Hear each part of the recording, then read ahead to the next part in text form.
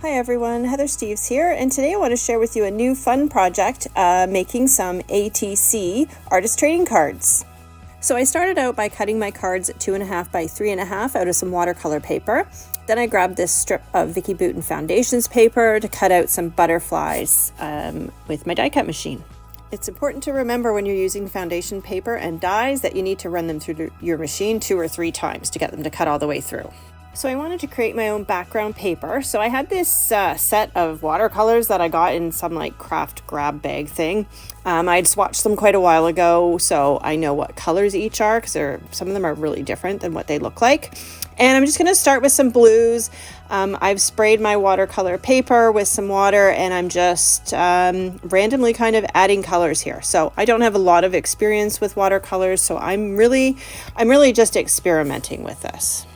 So I thought it would look nice to add some green teal into this blue as well. So I'm just randomly putting some color onto the card. I'm using my little spritzer to spritz it with some water to help the paint move a little bit more. And then I'm using my paper towel to dab off some of the darker, heavier spots.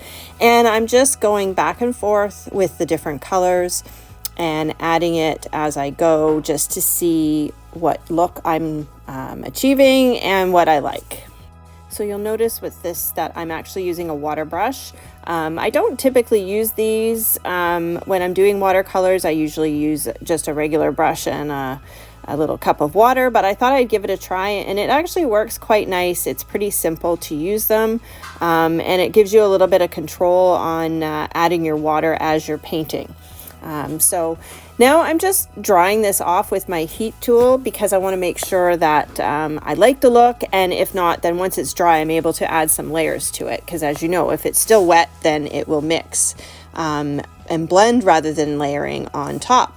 So I did find that it was a little bit light in a couple of spots, so I'm just going back and I'm adding some more, and same process, just adding, dabbing off and putting back on.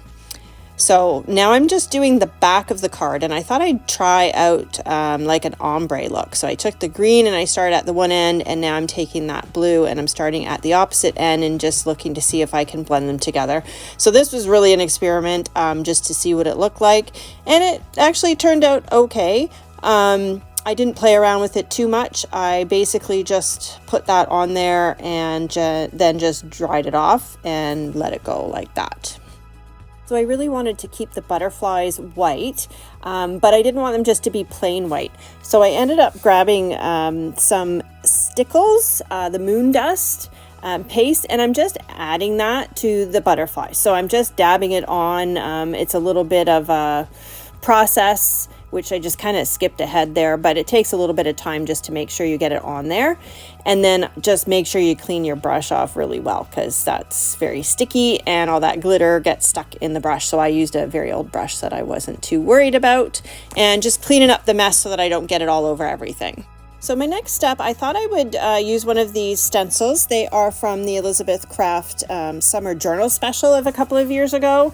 And I really like this little kind of stone looking one. And I thought I'd try something a bit different, but of more of like a watermarking. So I've taped this all down, and then I'm grabbing my spritzer. You can't really see it, it's off camera, and I'm just spraying it with water. And you can see with this card here, rather than wasting it, it actually is picking it up. So when I reveal this and I pull that stencil up, you'll see some of the water markings on there. Now I'm just going to dry that, make sure it's nice and dry, because the next step I'm going to do is I'm going to take some Vicki Boutin Creative Effects, and I'm going to use another one of these stencils from the Art Journal Summer Special, and I'm going to just put a little bit of it on, not the whole thing, but this paste is actually quite runny, and so it kind of went under the stencil and smudged, but I'm okay with that because I'm not looking for like a perfect look. I want it to be kind of messy looking, and so just tidying that up before I move on. So now I'm just going to hit that with the heat tool just to make sure that it sets up nicely and I don't end up smudging it by accident. And then I grabbed some cheesecloth. I've had this for a while. I don't use it very often. I'm just going to cut a little piece of that. But then after I did that, I realized that I needed to add a little bit more of the stickles onto the butterflies. So I'm just gonna touch that up a little bit just to make sure that it's covered nicely. That stickles stuff, sometimes it's better to do a couple of coats just to get a really nice coating of it. So I'm just making sure that I get that brush all cleaned again, even though it's an old one. I want to make sure that I can continue to use it for all this sticky stuff. And next, I was just looking through my stash and I found these little sparklets, little star embellishments. They're kind of an iridescent bluey, pinky, white color. I thought they'd go really nice with this little card. So I felt like I needed to add something else behind the butterfly. So I found these little metal frames in my stash. So now I'm just going to kind of dry fit everything and see what it looks like as I place it all together.